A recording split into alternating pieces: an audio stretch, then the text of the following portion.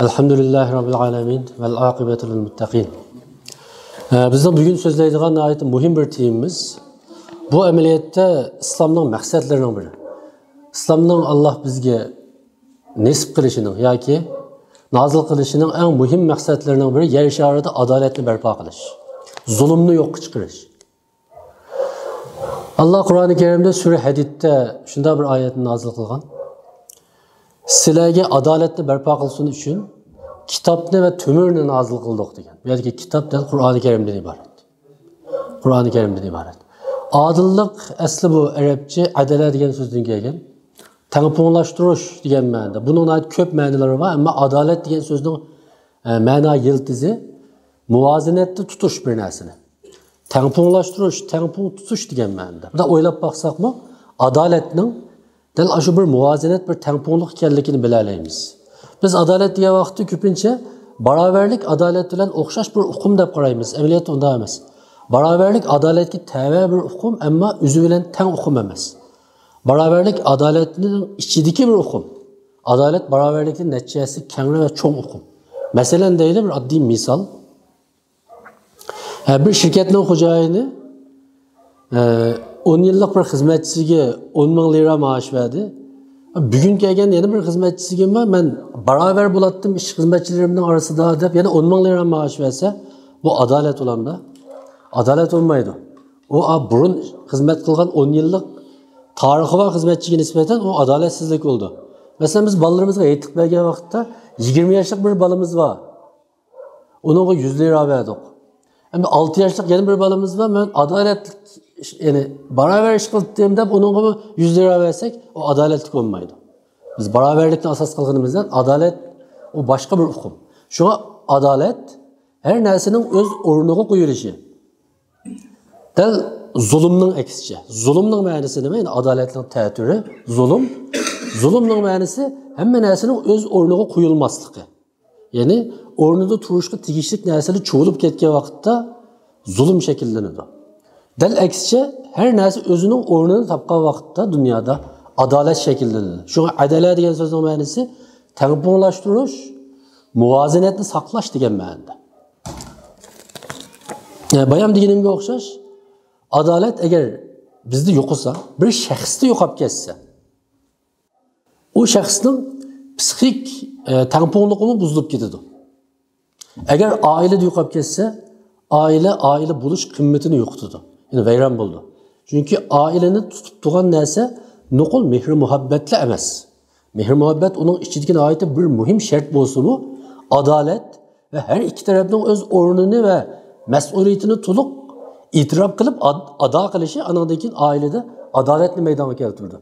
Agar bir oilada xotin eridan izchil zulm his qilsa, u bir oilaning vayron bo'lishi deganlik cho'qim ajrashib ketishi deganlik emas meni qarashimcha.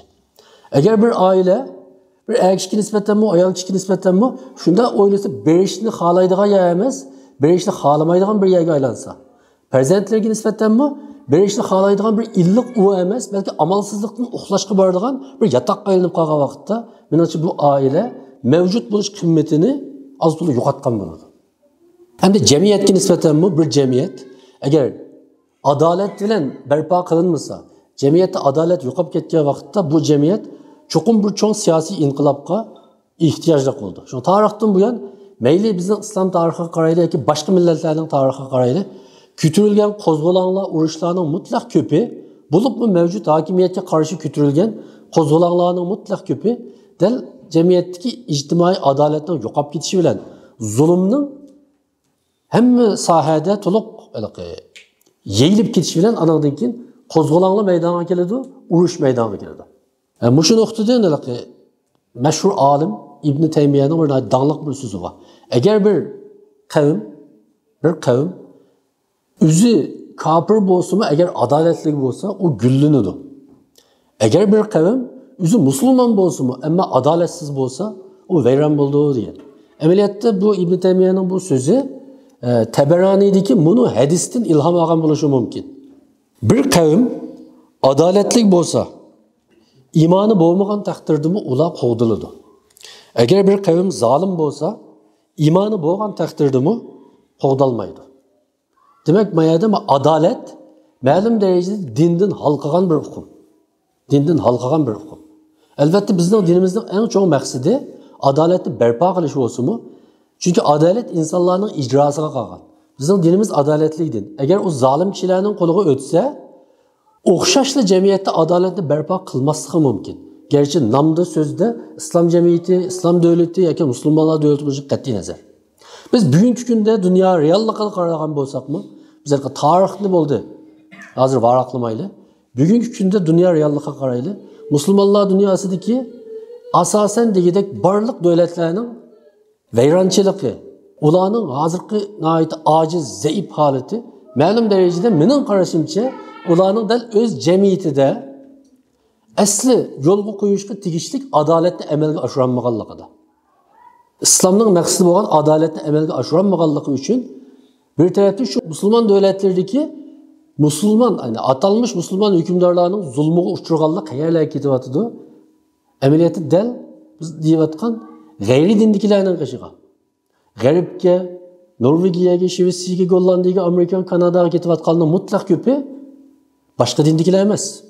Dal musulmonlardan iborat. Bu bizga hozirgi islom dunyosidagi ajoyib bir ochiq reallikni ko'rsatib turdi. Ajoyib ochiq reallikni, ajoyib bir masxirlik bir reallikni ko'rsatib turdi. Nima deb musulmon dunyosidagilar musulmonlarning zulmiga uchrab, musulmon emaslarning yanında adolatga erishyapti-da. Bu bugungi kundagi musulmonlarga nisbatan agar qiyomatda shunda bir am savol so'raladigan ish bo'lsa, eng ig'ir so'raladigan savollarning birisi mushu bo'lishi mumkin. İslamning maqsadi dunyoni go'zal bir holatga keltirish. Nuqul bizni qiyomatda jannatga eltirish emas. Dunyoni insonlar yashay oladigan, insonlar intiladigan, hatto g'ayri musulmonlar, boshqalar, "Ey biz mishada yashasak bo'ladi" deydigan yerga keltirish. Ayni vaqtda Andalusning fathining nihoyat muhim sabablarining birisi nima? Andalusni fath qilishdan ilgari Andalusda Vizigotlar deb bir xristian qavmi yashaydi. Ular katolik mazhabining nihoyat oshqun bir iqimiga tabi. Ular o'z tuproqdagi Yahudilarni intayin ezgi. Musulmonlar Shimoliy Afrikada g'oyat zo'r g'olibiyatlarni qo'lga keltirgandan keyin Ispaniyadagi, hozir Ispaniya shu Andalus shu. Shu bir turkum Yahudilar va shuning bilan birga shu vaqtdagi bir podshohning adolat saqlayotgan yana bir aylan bor. Ya jiyanimi bir nimasi. Hozir aniq ismi munosibati ismida qolmadi. O bir shaharning hokimi. Shu astirtin xat avatiz musulmonlarga. Siz maya kelsanglar biz moslashamiz. Yani oyadagi adolatsizlik shularni o'zining hukmroniga qarshi chiqishga majburlagan. Qarshi chiqishga majburlagan. Shuning bilan musulmonlardan bir adolat istagan, amaliyotda keyin o adolatga erishgan. Osmanlılar Balkanlarni fath qilgan vaqtda, yangi qurilib Balkanlarga yurish qilgan vaqtda nurg'un Balkanlardagi burun xristianlarning zulmiga uchragan qavmlar Osmanlılarga nihoyat ichidan chiqarib, nihoyat aktivlik bilan bay'at qilgan. Yana tarixda boshqa dindagilar musulmonlar tuprog'ida yashashni orzulagan bo'lsa, bugungi kunda musulmonlar o'zining tuprog'ini tark etib, tashlab etib, boshqa dindagilarning tuprog'idan erkinlik, adolat talab qilyapti. O vaqtda musulmonlar kuchliligi bir taraf qarasak, nima sababdan kuchli? Adolati bo'lganligi uchun kuchli bo'lsa, bugun adolatni yo'qotganligi uchun xor bo'layapti. Bu bek ig'ir bir masxirlik reallik bu. Ayni vaqtda ikkinchisi men bisillarga dedim, Amerika Saddam davridagi Iroqqa hujum qilgan vaqtda, shu vaqtdagi Amerikaning mudofaa ministri Rumsfeld, esinlarda bo'lishi mumkin. Uning shunday degan bir gapi bor. Haliqi butkul musulmonlar o'sha g'arbni dushman qaraydi. Bir muxbirning so'ragan savoliga deyman, hozir aniq esim yo'q, ammo javobi esimda bor. Chunki menga shu vaqtda bek ta'sir qilgan. Musulmonlarning hammasi g'arbni dushman deb qaraydi.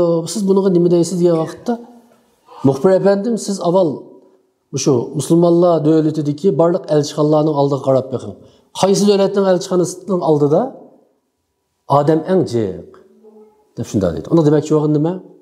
Yani siz devatkan musulmonlar davlatidagi kishilar shu qachon Amerikaga ketgan bo'lar deb Amerikaning vizasini saqlab ücret bulayotganlar intayin ko'p deb shunday javob bergan. O bir tarafdan ayt ochiq bir reallik bo'lsa, ammo u paket. O vaqtda shunday. Hozirmi shunday mening o'ylashimcha? Hozirmi shunday?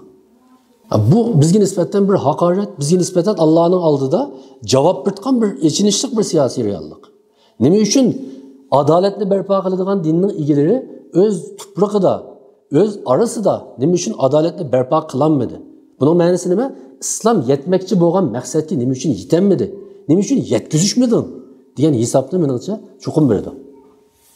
Endi Alloh Qur'oni Karimda bizni adolatga buyurib ko'p oyatlarni nozil qilgan. Qisqacha bir o'qib o'tili. Ey mu'minlar, Allohning rizoligi uchun adolatni barpo qilinglar. Adillik bilan guvohlik beringlar.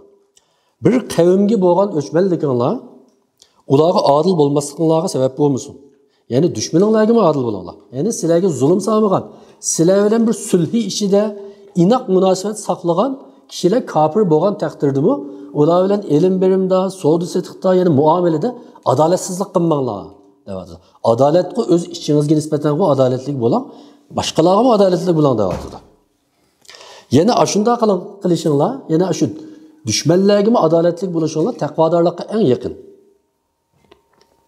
Qur'onda bir oyat var. Belki adaletning eng yüksek şekildeki ifadesi muş ayet bo'lishi mumkin. Ey müminler, Xudolik uchun guvohlik berishda o'zinglarning yoki ota-onanglarning yoki tuqqanlaringlarning ziyniga guvohlik berishga to'g'ri kelgan taqdirdami, adolatni barpo qilishga tirishinglar. Agar guvohlik berilguchi boy bo'lib qolsa yoki fiqir bo'lib qolsa, ya'ni boy bo'lib qolsa, uni bo'lishib ketib adolatsizlik qilmanglar. Fiqir bo'lib ketib qolsa, bu tug'ashtusuna deb uning haqqini yemanglar. Yine haman her vakit adil guahlık verirler. Allah ulağı silerden mi yakındır? Nefsi haişinlarına geçip hakikatten burulup ketmengler. Eğer tılınlarını tolgasanlar, yine muşunda ahvalda, ya ki guahlıktan baştartsanlar, yani hakikatini bilip durup, ağabey bay akam menden hapulap kalar mı? Yani münasebetimiz yakındı onu olan, ya ki benim onundan erişim ya ki berişim beydi, münasebetimiz buzulup kalsın, kamlaşmaydı de, reallıqda şunda bo'ldi endi bu. Guvohlikdan bosh tortsanlar, bilinglar ki Allah bu qilmishinglardan chuqur xabardor. Endi chuqur xabardor deb eskartishdan maqsad hisob bersa qiyomatda demakchi. Chunki bu oyatni ta'kidlashimning sababi shu, biz normal ahvolda adolatli bo'lamiz. Hech bir odamni berib buzib ketmaydi. Ammo qandoq vaqtda adolat prinsipidan chetnab ketish ehtimoli bor degan vaqtda dal shu adolatni ching turish özünün ya ki yakınlarının menfaatiga daxli terörist ekegan vaqtda o adolatdan asta bahona tepishga bir amallarni qilib boshqacharoq bir shaklda masalalarni hal qilishga tirishishi mumkin. Bizdeki tepmalal qilish deydigan gaplar var ya, shu amaliyotda adolatsizlikning atalmış islomlashtirilgan bir shakli. O asli adolatsizlik. Uni hammasi biladi. Ammo ko'nglida taskin topqizish uchun paydo qilib olgan bir qilmishdan iborat. Mesela aqallisi deyli bir iqtisodiy majroda ayadiki xato ishni qilguvchi bizning akimiz bo'lishi mumkin. Endi haq butunlay kimda bo'lishi mumkin? Ayada boshqa bir hatto bizning bir o'chkuradigan bir odamda bo'lishi mumkin. Mana shunda vaqtda odamga sinoq shu chaqda keladi. Shu vaqtda keladi.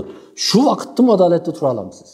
Payg'ambar alayhisalom Makka fath qilgan vaqtda shu vaqtda Bani Mahsum qabilasidan bir ayol bir marjonni o'g'irlab oldi. Bu Bani Mahsum kabilesi diye vakitte bir eskertiş lazım. O vakitte Mekke'de 10'a yakın kabile var. 10'a yakın kabilenin içindeki en katlı 3 kabile, en güçlü 3 kabile. Birisi Bani Haşim kabilesi, Peygamberimizin kabilesi. İkincisi Bani Umeyye'le, bu da Ebu Sufyan'ın kabilesi.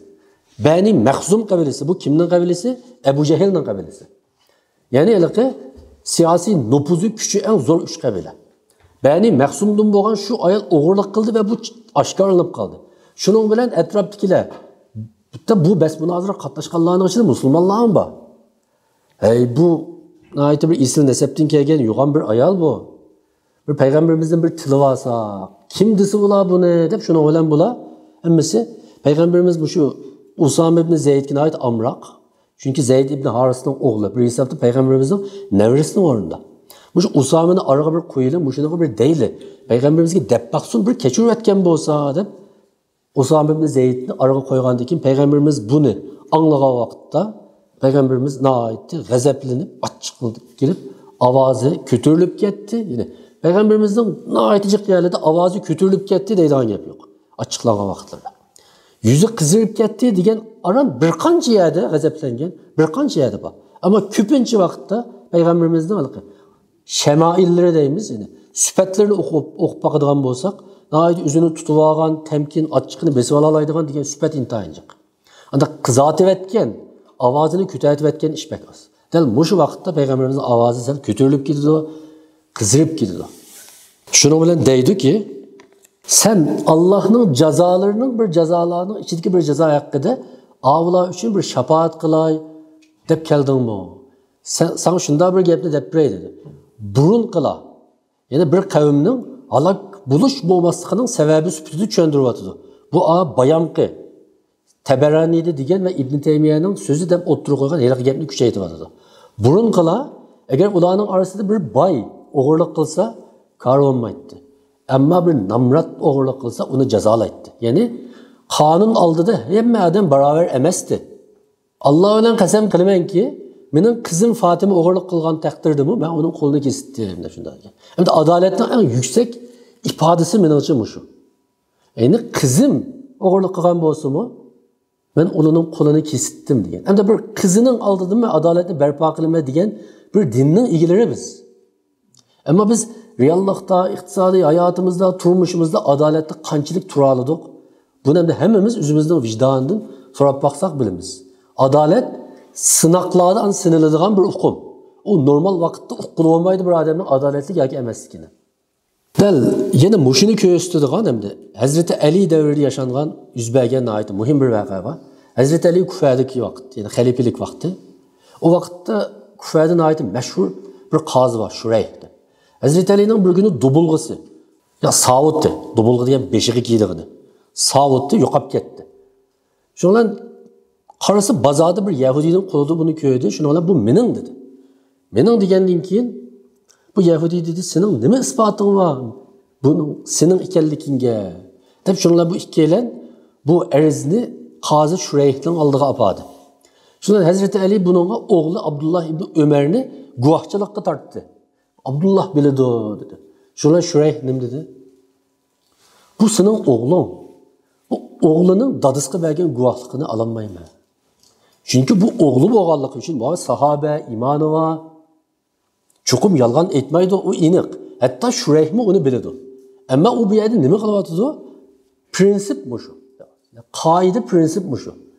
Chunki balasi dadisiga yonbosib qilish ehtimoli bor. Shunga uning guvohligi hisob emas.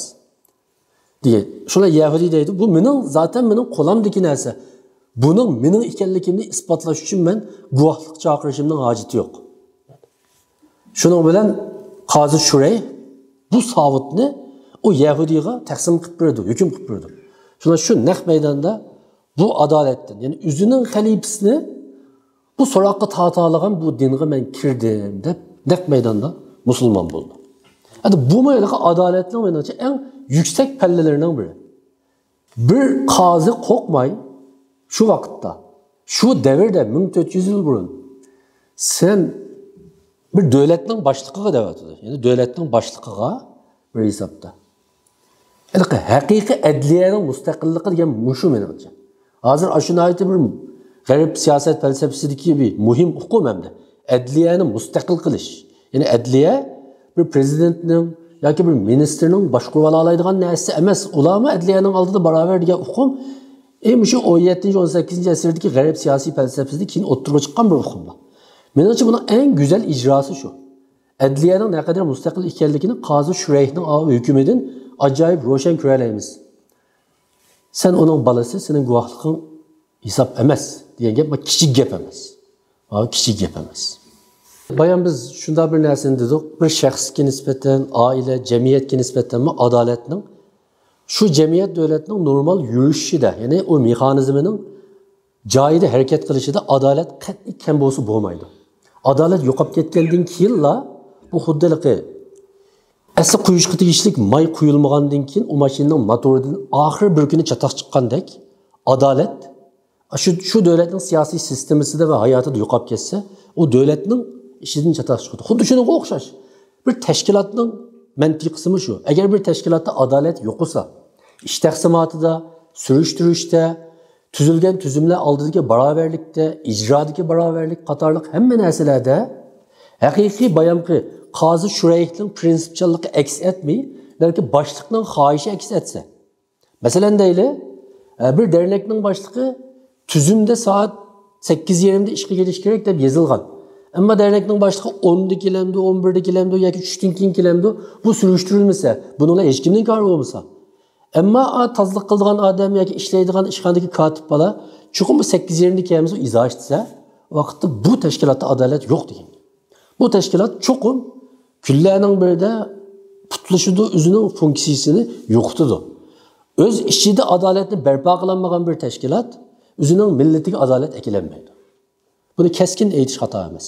Prinsipchanlikni chet eldagi qaysi bir Uyg'ur tashkiloti nihoyatda bunday rahimsizlik bilan, sovuqqonlik bilan ijro qilinmasa, ijro qilishni o'zining tashkilot kulturi holatiga akilanmagan vaqtda u shu shaxsning yoki shu boshqon boshliqning kayfiyatiga, xohishiga, shularning xohlamasligiga o'xshab qolgan vaqtda u chog'da bizning tarixdagi atalmış sultan podshohlardan hech qanday farqi yo'q. Bu bugungi o'yinning qoidalariga ham zid emas, balki bayon men degandek islomning eng tubki prinsiplaridan bo'lgan adolat prinsipiga zid. Adolat degan nima? Bayon dedik, u bir tengpunglikdan iborat. U tuzilgan tuzum oldida barobar u tuzumgimi mening bo'ynim qildin inchga deb tutib bilishdan iborat. Agar unda qilib bilmasak, unda bir narsani vujudga chiqarmagan vaqtda bu tashkilot o'zini o'zi aldaydi. Uchuq desak xato emas menimcha. Endi oxirida ta'kidlaydiganimiz adolatning ajoyib go'zal bir ma'nosi bor. Biz hamisha shu ma'nosini unutib qolamiz. Men shuni so'zlab gapimni oxirlashtiraman. Alloh Qur'oni Karimda bunday bir oyat nozil qilgan. Ya'ni allazi xalaqaka fasavvaka fa'adalak. Buning ma'nosi u Allohdir. Seni yaratgan. Fasavvaka seni bejirim qilgan. Fa'adalak. Buni qomatingni tuz qilgan debdi. Bu fa'adalakning ma'nosi meningcha sening jismoniy shaklingni nihoyatda tangpung bir shaklga ega qilgan. Ya'ni nihoyatda muvozanatli yaratgan. Sening beshingning cho'ngligi, qo'lingning uzunligi, putingning uzunligi, biling, qisqasi sening jismoniy tashqi ko'rinishingning yaratilishi ajoyib muvozanatli yaratilgan degan gap. Endi bizning jismoniyatimiz shunday bir muvozanatga yaratilgan. Agar bu muvozanat buzilsa, biz qanday bo'lamiz? Kasal bo'lamiz. Agar tabiat dunyosida, bayon degandek biz siyosat dunyosini so'zladik. Adolat yo'qolsa chuviladi. Tabiat dunyosimiz shu. Bu olamma shu tengpunglik bilan mavjud bo'lib turdi. Agar bu tabiat dunyosidagi qonuniyatning ichidagi tengpunglik buzilib ketsa, qanday bo'ldi? Halok bo'lamiz, yashayolmaymiz. Masalan biz kasal bo'ldik desa, kasal bo'lishning sababi nima? Mutlaq ko'p qism ahvolida bizning bu jismoniy organizmlarimizning ma'lum bir funksiyasi ojizligan bo'ldi. Yoki bizning iste'molimizda ma'lum bir narsani ko'p yevatdik, ma'lum bir narsani oz yedik. Ya'ni to'liqlashga tegishlikni to'liqlamadik, ba'zida ortiq to'liqlayotdik. Shuning bilan jismoniyatimiz kasallikka mubtalo bo'ldi. Ya'ni nimishqa mubtalo bo'ldi? Ya'ni jismoniy tengpunglikni yo'qotganligimiz uchun. Ya'ni o'zimizga nisbatan adil bo'lmagan vaqtimizda bedenimiz bozuldu, cemiyetimiz bozuldu. Hatta ruhi dünyamızın uzuqlarını eğer biz tengpung almasak, qalaymakan narsalardan, qalaymakan manbalardan manevi uzuqumuz süpütüdü toluqlu alsak, o vakitte asla bizning manevi dünyamız mı bozuldu? Çünkü biz özümüzün içki dünyasına, kalbimizge adaletli muamele kılanmadık. Bu adaletli buluş, nokul ictimai hayatta lan icra kıladigan bir siyasi prensip olmasından belki bir müminin üzüge ve hayatı tutkan nihayet mühim bir pozisyonu. Bunu biz Uygurçalaştırıp desek, yani hem işte bir muvazenetli, tengpunglukni saklaş. Eğer bu tengpunglukni buzup koysak, hem işimiz buzuldu. Muamellerde tengpunglukni saklaş, yüzümüzge muamele kılganda, ballarımızga muamele kılganda, hem öz ornuğa koyuş. Bu tengpungluk da oylap bakadigan bolsak, qanda bir işni çekiga aşırırsak da çıtaq çıkıdı. Hatta ma'lum bir güzel ahlak, mesela kemterlik deyli. Bu bir ahlak mı ahlak? Eğer siz kemterlikni cahidi qilmay, haddidan ziyodi kemter bo'lib olsangiz, mesela nihoyatda pishqan bir olim, o'zining qavmining ichida favqulodda kemter bo'lib olsa, u o'zining olimlik xizmatini ado qilolmaydi. Hatta ziyodi kemterlik ba'zi vaqtda takabburlikning bir alomati bo'lib qolishi mumkin. Mesela düşmanlarınızın aldığım kemter bulamsız vakitte. Ben kemter oldum da. Onda bulmayısınız. Yani bir fazilet, eğer umu bir adillik, tengpungluk prensibi bilen kurallanmayan vakitte bir xislet del eksici bir illetke aylanıp kılış ihtimali var. Üzümüzge nispeten mi, ailemizge nispeten mi, tengpung muamele kılış, muvazenetini hayatımızdaki muhim bir adetke aylandırış bizni jismoniy va psixik ro'y jihatlarni saqlaydigan ajoyib kuchli bir engishtir.